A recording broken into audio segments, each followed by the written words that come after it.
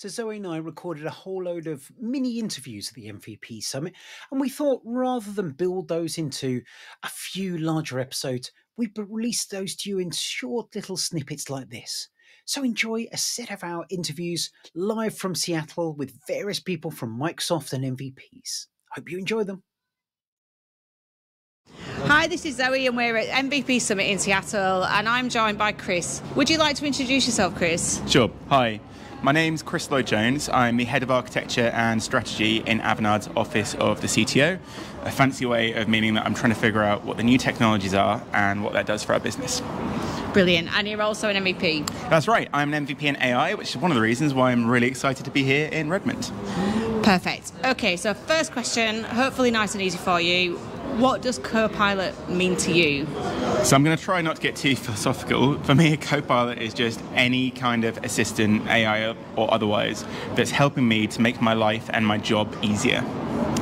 And can you talk to me about a way that you've used Copilot that you feel has added value or benefit to the way that you work? Sure. So the first Copilot that I worked with was GitHub Copilot. So it's been around a long time now. It's like, the lesser known child or the less favorite one these days.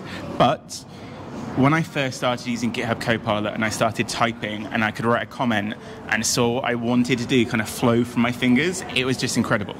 And that kind of stuck with me. And every time I'm programming now, it's like I'm in a flow state. I'm hooked. So it's my Copilot drug of choice. Brilliant. Right. So I was chatting to Kevin the other day about GitHub Copilot and he was telling me that he had an instance where it wasn't working and he realised that programming is actually really hard because he'd become so reliant on it. I think that's totally true. So we have clients at our company, for example, who might have really strict security requirements, so they can't use Copilot. And actually, if a developer's been using Copilot for some time, it's really hard to go back. I know for me, boilerplate code, if I'm having to, set up a package, set up a blob storage, something else, I don't want to write it. You just want GitHub to do it for you. Precisely, yeah. Brilliant. Okay, so next question. When we think about Copilots, is there anything that you're particularly worried about? Yeah, although I said I mainly use GitHub Copilot, I think my concern is broader.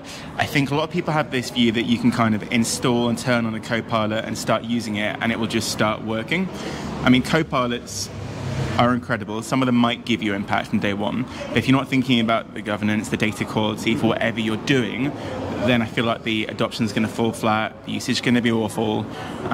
You ask it a question, you get outdated data because no one's told it what the right data source is. Adoption, these things will fall flat because people aren't thinking about all the bits you need to bolt on around the install. Yeah, I think it's a really important point. And one of the things I often talk about is this need to build that Copilot muscle and to start to force those habits to develop where you actually turn to it. And if you're turning to it and it's not giving you what you need, then you won't build the habits, you won't build that Copilot muscle. Yeah, I can totally see that. So when I've been using M365 Copilot, for example, at first it wasn't part of my daily flow. I had to figure out the applications I would use it within, the applications that I would start asking questions, and it really took time to build that kind of second nature. So you're right, totally agree. Yeah. So last question for you. If you had a magic wand, what would you like to see next in the world of Copilots?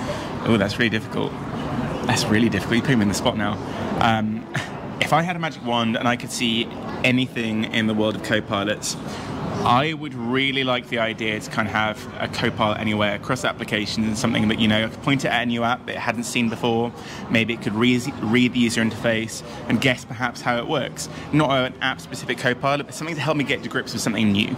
So an agent that follows you around. I think that's something Satch's talked about, isn't it? An e-butler. That's what I want, an e-butler. That was actually in the Accenture Tech Vision report. They talked about this concept of these digital butlers that would help you, follow you around to help you with all of these tasks.